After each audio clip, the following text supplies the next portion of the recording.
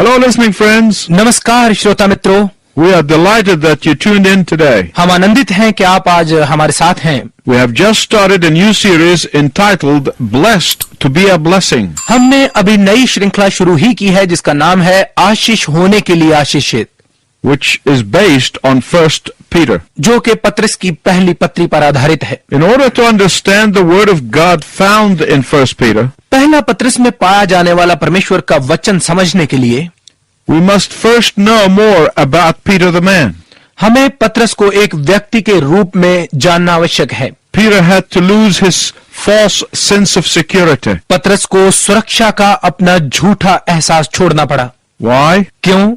So that he could be filled with the security found only in God. ताकि वो उस सुरक्षा से भरा जाए जो केवल परमेश्वर में प्राप्त होती है। The Lord did this by methodically stripping Peter of his false confidence. प्रभु ने पत्रस को उसके झूठे आत्मविश्वास से व्यवस्थित रूप से अलग करते हुए ऐसा किया। God had to strip him of his false confidence in the places where Peter felt completely at ease. परमेश्वर को उसे उसके खोखले आत्मविश्वास से ऐसे स्थानों में अलग करना पड़ा जहां पत्रस बिल्कुल आसान महसूस करता था। In this broadcast, we will look at the next episode of Peter's stripping. इस प्रसारण में हम पत्रस के एक और बात से निरावृत होने की अगली कड़ी को देखेंगे। And this second stripping down is found in Matthew chapter 8 verses 23 to 26. और निर्वृत करने की ये दूसरी घटना मत्ती रचित सुसमाचार 8 अध्याय के 23 से 26 पदों में मिलती है। Peter was born a leader. पत्रस एक जन्मजात अगुआ था। There's nothing wrong with that. इसमें कुछ भी गलत नहीं है। Jesus didn't have a problem with that. यीशु को इस बात से कोई समस्या नहीं थी। Jesus just wanted to make sure that Peter would not become a problem leader. यीशु केवल इतना निश्चित करना चाहता था कि पत्रस समस्या अगुआ ना बन जाए। Peter had pride problems. पत्रस को घमंड की समस्याएं थी। Peter had self-confidence problems. पत्रस को आत्मविश्वास की समस्याएं थी। Peter had self-adequacy problem. पत्रस को आत्मपर्याप्तता की समस्या थी। And most of these were related to water, the sea, and the fishing. और इनमें से अधिक का संबंध पानी, समुद्र और मछली पकड़ने के साथ था। And they were related not just to any sea, but the Sea of Galilee. और ये किसी और समुद्र नहीं परंतु गलील के समुद्र के साथ था। That was Peter's second home. ये पत्रस का दूसरा घर था। Half of his day was spent there. उसका आधा दिन वहीं बीतता था। And that's where Jesus encounters him again and again. और यहीं पर यीशु का उससे बार बार सामना होता है। This is how the story begins. इस प्रकार से कहानी आरंभ होती है। The disciples all get in the boat. सब चेले नाव में आते हैं। Most likely was one of Peter's family fishing boats. संभव है कि ये पत्रस की मछलियां पकड़ने वाली पारिवारिक नाव थी। This was Peter's place of confidence and adequacy and boasting. यही पत्रस के आत्मविश्वास, पर्याप्तता और घमंड का स्थान था। And no sooner than they got into the boat, और नाव पर सवार होने के कुछ देर बाद ही when one of those well-known wind storms that the Sea of Galilee is known for begins to rage. एक ऐसा जाना पहचाना समुद्री तूफान शुरू हो गया जिसके लिए गलील का समुद्र जाना जाता था। And they were all panicked. और वो सब घबराने लगे। Obviously, this storm was like no other storm they had experienced. निश्चय ही ये तूफान उन सब तूफानों से भिन्न था जो उन्होंने पहले अनुभव किए थे। But do you know who panicked the most? परंतु आप जानते हैं कि कौन सबसे अधिक घबरा रहा था? Can you guess who yelled out to Jesus? क्या आप अंदाजा लगा सकते हैं कि यीशु की तरफ कौन चिल्लाया? You guessed it correctly. It was Peter. आपने ठीक कहा, ये पत्रस ही था। What was going through Peter's mind, do you think? पत्रस के दिमाग में क्या चल रहा था, आप क्या सोचते हैं? He probably was thinking, I thought I knew this lake like the back of my hand. वो शायद सोच रहा था कि मैंने सोचा कि मैं इस झील को अपने हाथ की तरह जानता हूँ। I thought I was an expert in this area. मैं सोचता था कि इस क्षेत्र में मैं निपुण हूँ। I've never panicked before. मैं पहले कभी नहीं घबराया। I'm always confident. मैं हमेशा निश्चित था। What's happening to me? ये मेरे साथ क्या हो रहा है? And that is the second stripping of Peter. और ये पत्रस का दूसरी बात से अलग होना है। And his self-confidence and courage was shaken. और उसका आत्मविश्वास और साहस हिल गया था। At that point, Jesus, with all the authority of the Creator God, उसी वक्त सृजनहार परमेश्वर के संपूर्ण अधिकार के साथ यीशु tells the storm to hush, and it does. तूफान से कहता है कि शांत हो जाए और वो हो जाता है। The storm obeyed. तूफान ने आज्ञा पालन किया। You will find the third stripping of Peter's self-confidence in Matthew 14:22-31. पतरस को आत्मविश्वास से निरावृत किए जाने की तीसरी बात आप मत्ती रचित सुसमाचार 14 अध्याय के 22 से 31 पद में पाते हैं। Once again, the Lord strips Peter right in the very center of his field of expertise. एक बार फिर प्रभु पतरस को उसके निपुणता के क्षेत्र के केंद्र में उसकी असलियत दिखाता है। How did this happen? ये कैसे हुआ? By now, Peter has begun to learn few lessons from his previous strippings. अब तक पतरस ने अपने पिछले अनुभवों से सबक सीखने शुरू कर दिए थे। By now, Peter has begun to exchange his false self-confidence for confidence in the Lord. अब तक पतरस ने अपने खोखले आत्मविश्वास को प्रभु में विश्वास के साथ बदलना शुरू कर दिया था। Now, my listening friends, did you notice I said he began? मेरे श्रोता मित्रों, क्या आपने ध्यान दिया? मैंने कहा उसने शुरू कर दिया था। The important word here is began. यहाँ महत्वपूर्ण शब्द है शुरू कर दिया था। Do you remember when you got to the highest class in your elementary school क्या आपको याद है जब आप अपने प्रारंभिक स्कूल में सबसे बड़ी कक्षा में पहुंचे and you thought you were on top? और आपने सोचा कि आप सबसे ऊपर हैं? When you were at the highest grade, you looked down on other kids in the lower grades? जब आप उत्तम दर्जे पर थे और आप नीचे दर्जे के बच्चों को देखते थे, Then you went to the upper school. फिर आप बड़े स्कूल में गए Suddenly, you are down at the bottom of the heap again. और अचानक आप फिर से खुद को सबसे नीचे पाते हैं। Do you know how that feels? क्या आप जानते हैं कि ये कैसा लगता है? That's where Peter was. यहीं पर पतरस था। Peter had just begun. पतरस ने अभी प्रारंभ ही किया था। Peter had risen to the highest class in elementary school. पतरस प्रारंभिक स्कूल में उच्च कक्षा में पहुंचा ही था। But by the third episode here, he goes to the bottom of the heap in the upper school. परंतु तीसरी कड़ी तक आते आते वो बड़े स्कूल में सबसे नीचे है। This time, Jesus wasn't in the boat, इस बार यीशु नाव में नहीं था, but he came walking on the water. परंतु वो पानी पर चलते हुए आया। And most of the disciples did not know if it was a ghost. और अधिकतर चेलों को पता नहीं था कि ये कोई भूत है। Peter, who had just graduated from elementary school of faith, पतरस जो कि विश्वास के प्रारंभिक स्कूल से अभी स्नातक हुआ ही था, he thought now that he had learned his lesson. उसने सोचा कि अब उसने अपना सबक सीख लिया है। Was he right? क्या वो ठीक था? He was wrong. वो गलत था। Peter said, पतरस ने कहा, Jesus, if this is you, just tell me to come and I will walk on water. यीशु यदि ये तू है तो मुझे आने की आज्ञा दे और मैं पानी पर चलकर आऊंगा।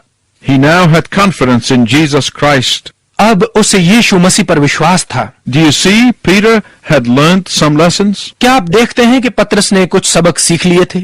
Peter's confidence in Jesus had grown to the point of knowing that if what he saw on the water was the Lord, यीशु में पतरस का विश्वास इस स्तर तक बढ़ गया था कि वो जानता था कि यदि जो उसने पानी पर देखा वो प्रभु था, the Lord would empower Peter to walk toward him on water. तो प्रभु पतरस को शक्ति देगा कि वो पानी पर चलकर उसकी तरफ आ सके। So Jesus said, okay, walk to me, Peter. तो यीशु ने कहा, ठीक है, मेरी ओर आ पतरस।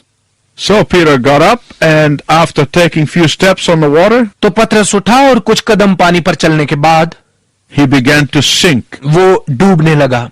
And Peter's cry is not, look at me, guys, but instead, Lord, save me. और पतरस की चिल्लाहट ये नहीं थी कि देखो मेरी ओर मित्रों, परंतु इसके बजाय ये थी, प्रभु मुझे बचा ले। Peter had to learn to trust in Christ's sufficiency and not his own self-sufficiency. पतरस को अपने आत्मविश्वास में नहीं, मसीह के विश्वास में भरोसा करना सीखना था। This was stripping number 3. ये तीसरी छाल का उतारा जाना था। I want to stop here and tell you something of uttermost importance. मैं यहाँ रुककर आपको सबसे महत्वपूर्ण बात बताना चाहता हूँ। My listening friends, please listen carefully. मेरे श्रोता मित्रों, कृपया ध्यानपूर्वक सुनिए। God does not enjoy seeing his children suffer the pain of stripping.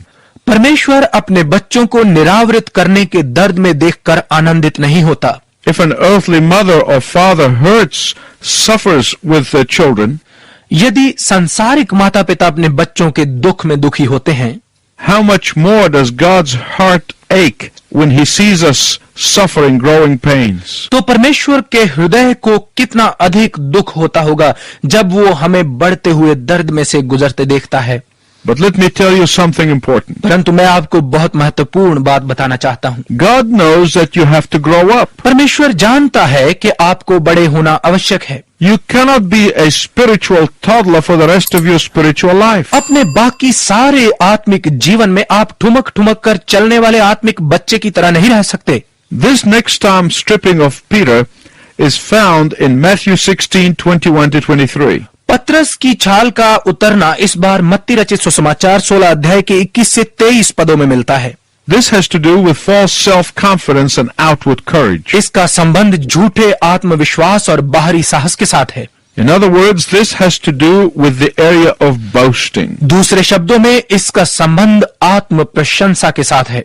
This has to do with false self-image that we often want to project about ourselves. इसका संबंध झूठे आत्म प्रतिरूप के साथ है जो हम अक्सर खुद के बारे में पेश करना चाहते हैं। It often has no relation to the truth about us. अधिकतर हमारे बारे में सच्चाई के साथ इसका कोई संबंध नहीं होता। It has to do with that religious mask that we wear. इसका संबंध उस धार्मिक मुखौटे के साथ होता है जो हम पहनते हैं। When Jesus was telling the disciples about his upcoming death and crucifixion, जब यीशु चेलों को अपनी मृत्यु और क्रूस के बारे में बता रहा था, guess who rebuked the Lord? सोचिए कि प्रभु को किसने डांटा? Peter. पतरस। It was as if he said to Jesus, Jesus, you don't understand whose company you're keeping. ये ऐसे था जैसे उसने यीशु से कहा, यीशु तुम समझते नहीं हो कि तुम किसके साथ रह रहे हो। Or Jesus, you are with the mighty Peter, and Peter will take care of you. या यीशु तुम शक्तिशाली पतरस के साथ हो और पतरस तुम्हारी रक्षा करेगा। Are there any of you listening think that you can help God? क्या आप जो सुन रहे हैं, आप में से कोई ऐसा है जो सोचता है कि आप परमेश्वर की सहायता कर सकते हैं? Then listen carefully तो फिर ध्यानपूर्वक सुनिए and learn from Peter's false boasting. और पतरस की झूठी आत्म प्रशंसा से सबक लीजिए। Jesus looks at Peter and says, Peter, you are the mouthpiece of Satan. यीशु पतरस की ओर देखकर कहता है, पतरस तुम शैतान की तरफ से बोल रहे हो। Oh, how those words must have hurt Peter. ओ इन शब्दों से पतरस को कितनी चोट पहुंची होगी। This is stripping number 4. ये चौथी छाल का उतरना है। Next, we will look at the stripping down we find in Matthew 26:33-35. अगली छाल का उतरना हम देखेंगे जो मत्ती रचित सुसमाचार 26 अध्याय के 33 से 35 पदों में है। The night of the crucifixion, Jesus was preparing his disciples for what was coming. क्रूस की रात यीशु अपने चेलों को होने वाली घटना के लिए तैयार कर रहा था, But Peter wasn't listening. परंतु पतरस सुन नहीं रहा था।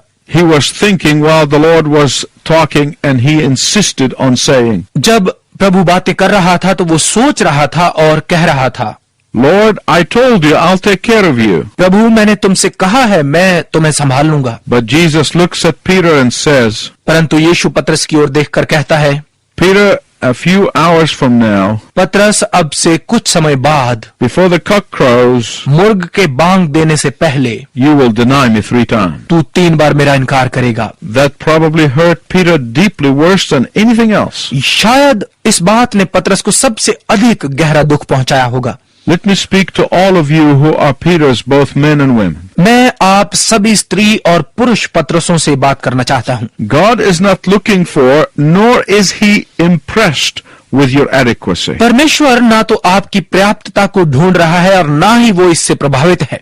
God is not looking for, nor is he impressed with your false confidence. परमेश्वर ना तो आपके झूठे आत्मविश्वास की खोज में है और ना ही वो इससे प्रभावित है। God is looking for your willingness to be stripped of all that is natural. परमेश्वर आपकी उन सब बातों से अलग होने की स्वेच्छा की खोज में है जो स्वाभाविक हैं, so that he can build you up with the supernatural. ताकि वो आपको अलौकिकता से निर्मित कर सके। That's what God is looking for. यही परमेश्वर ढूंढ रहा है। I know several people who are craftsmen with wood. मैं ऐसे बहुत से लोगों को जानता हूं जो लकड़ी के दस्तकार हैं। They tell me that when they get a piece of wood that has a lot of varnish and paint on it, वो मुझे बताते हैं कि जब उन्हें लकड़ी का एक ऐसा टुकड़ा मिलता है जिस पर बहुत सी वार्निश और रोगन लगा होता है, it is important to do something first before they repaint it. तो इससे पहले कि वो इसे दोबारा रोगन करें, कुछ और करना आवश्यक है। The first thing that they have to do is strip the piece of wood of the old varnish. पहला काम जो उन्हें करना होता है वो है कि पुराने रोगन को उस लकड़ी से उतार कर अलग करना। Then they bring back the original grain before they do anything to it. और फिर उस पर कुछ और करने से पहले वो असल लकड़ी को उसमें से निकालते हैं। That's what Jesus was doing to Peter, and that's what Jesus longs to do for you and me. यीशु यही पतरस के साथ कर रहा था और यही वो आपके और मेरे साथ करना चाहता है। He has to strip us in order to build us up. उसे हमारी छाल को उतारना है ताकि हमारा निर्माण कर सके। Let me tell you something important. मैं आपको बहुत महत्वपूर्ण बात बताता हूं। If you have never taken risk in your faith, यदि आपने अपने विश्वास में कभी जोखिम नहीं उठाया है, if you have never attempted something that is impossible without God's power to accomplish, यदि आपने कभी कोई ऐसा कार्य करने का प्रयत्न नहीं किया है जिसका परमेश्वर की सामर्थ्य के बिना पूरा होना असंभव है, then you are missing out on all that God has to offer you. तो फिर आप वो सब खो रहे हैं जो आपको देने के लिए परमेश्वर के पास है। If you have never attempted something so impossible that without God's power it is doomed to failure, यदि आपने कभी ऐसा असंभव कार्य करने का प्रयत्न नहीं किया है जो परमेश्वर की सामर्थ्य के बिना असफल होना निश्चित है, then you are still living in the realm of the natural, तो आप अभी भी स्वाभाविकता के क्षेत्र में ही जी रहे हैं and you have never experienced the spiritual, the supernatural. और आपने कभी भी आत्मिक और अलौकिक क्षेत्र का अनुभव नहीं किया। And the problem, my listening friend, is that this world is full of believers who are living in the realm of the natural. और मेरे श्रोता मित्र, समस्या ये है कि ये संसार ऐसे विश्वासियों से भरा पड़ा है जो स्वाभाविकता के क्षेत्र में जी रहे हैं। They live like the people of the world. वो संसार के लोगों की तरह जीते हैं, They think like the people of the world. वो संसार के लोगों की तरह सोचते हैं, They never attempt something so great for God. वो परमेश्वर के लिए कभी कोई बड़ा प्रयत्न नहीं करते, They never take risks for God, वो परमेश्वर के लिए कभी जोखिम नहीं उठाते, and they sit where they feel comfortable. और वो वहां बैठे रहते हैं जहां उन्हें आराम लगता है। Why? क्यों? Because they are afraid. क्योंकि वो डरते हैं। They don't want to experience the stripping down in order that He might build them up. वो इस कारण निरावृत किए जाने का अनुभव नहीं करना चाहते कि वो उन्हें निर्मित कर देगा। My listening friends, this is very important. मेरे श्रोता मित्र, ये बहुत महत्वपूर्ण है। Sitting in the natural and living by sight and not by faith is miserable. स्वाभाविकता में बैठे रहना, दृष्टि के अनुसार जीना, ना कि विश्वास के द्वारा, ये दुखद बात है। Until you experience the supernatural power of God in doing the impossible, जब तक आप असंभव कार्य करते हुए परमेश्वर की अलौकिक शक्ति का अनुभव नहीं करते, you have not experienced God yet.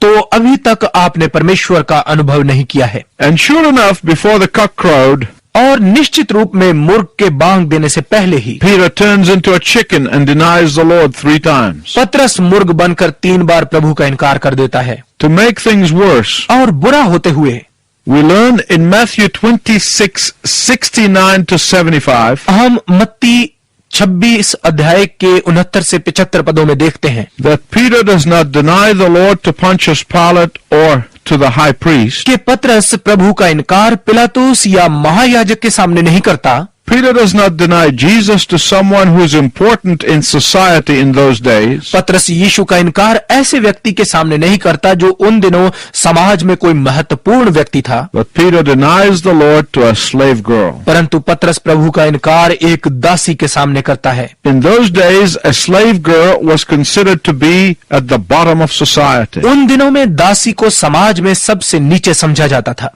And do you know what the Bible says at this और point? आप जानते हैं कि इस मौके पर बाइबल क्या कहती है? The Bible says in Luke 22:61, लूका रचित सुसमाचार 22 अध्याय के 61 पद में बाइबल कहती है and Jesus turned and looked straight at Peter. कि यीशु मुड़ा और सीधा पतरस की तरफ देखा। Oh, I can tell you one thing about that look. उस नजर के बारे में एक बात मैं आपको कह सकता हूँ। Peter never forgot that look. पतरस उस नजर को कभी नहीं भूल पाया। I want to tell you something else about it. मैं इस विषय में आपको कुछ और भी बताना चाहता हूँ। It was not a look that said, Peter, I told you so. ये ऐसी नजर नहीं थी जो कह रही हो, पतरस मैंने तुमसे ऐसा कहा था। No. नहीं, That is not the way Jesus works. यीशु इस प्रकार से कार्य नहीं करता। It was the look that said, ये वो नजर थी जो कह रही थी, Peter, I still love you and I'm ready to forgive you. Peter, I understand. पतरस, मैं अभी भी तुमसे प्यार करता हूं और मैं तुझे क्षमा करने के लिए तैयार हूं, मैं समझता हूं। How do I know it was that kind of a look? मैं कैसे जानता हूं कि ये ऐसी नजर थी? Because after Jesus had risen from the dead, he appeared specially one-on-one to Peter. क्योंकि जब यीशु मृतकों में से जी उठा तो वो खास करके पतरस पर अकेला प्रकट हुआ। Why? क्यों? Because Jesus wanted to say to Peter, क्योंकि यीशु पतरस से कहना चाहता था, Peter, I stripped you of all those false idols, not to hold them against you, but to forgive you. पतरस, मैंने तुम्हें उन सब झूठी प्रतिमाओं से अलग किया, इसलिए नहीं कि उन्हें तेरे विरुद्ध पकड़े रखूं, परंतु ताकि तुम्हें क्षमा करूं। I pulled down all these false confidences and false adequacies, not to tear you down, but to build you up in me. मैंने इन सब झूठे आत्मविश्वास और झूठी पर्याप्तताओं को तुमसे अलग कर दिया, इसलिए नहीं कि तुम्हें तोड़ूं, बल्कि तुम्हें मुझ में बनाऊं। I did these things because I love you and I want you to do great and mighty things for me. मैंने ये सब इसलिए किया क्योंकि मैं तुमसे प्रेम करता हूं और मैं चाहता हूं कि तुम मेरे लिए बड़े और सामर्थी काम करो। Peter, you have an option. पतरस, तुम्हारे पास एक चुनाव है। You can allow self-pity and sorrow to pull you down, तुम आत्मकरुणा और गम को तुम्हें पीछे खींचने की अनुमति दे सकते हो, or you can move forward in my power. या मेरी सामर्थ्य में तुम आगे बढ़ सकते हो। My listening friends, I want to tell you something very, very important. मेरे श्रोता मित्रों, मैं आपको कुछ बहुत ही महत्वपूर्ण बात बताना चाहता हूं। You can focus on what you have lost and stay where you are, आप उस पर केंद्रित रहते हुए जो आपने खो दिया है, जहां है वहीं रह सकते हैं, or you can look straight ahead to the gain that only God can give you. या आप सीधा उस लाभ की ओर देख सकते हैं जो केवल परमेश्वर आपको दे सकता है। It is my prayer that you look forward. ये मेरी प्रार्थना है कि आप सीधा आगे देखें। In the next message, we will see Peter's last encounter with the Lord Jesus. अगले संदेश में हम प्रभु यीशु के साथ पतरस का अंतिम बार सामना होते हुए देखेंगे। Until then, I wish you God's richest blessing. तब तक मैं आपके लिए परमेश्वर की उत्तम आशीष की कामना करता हूं।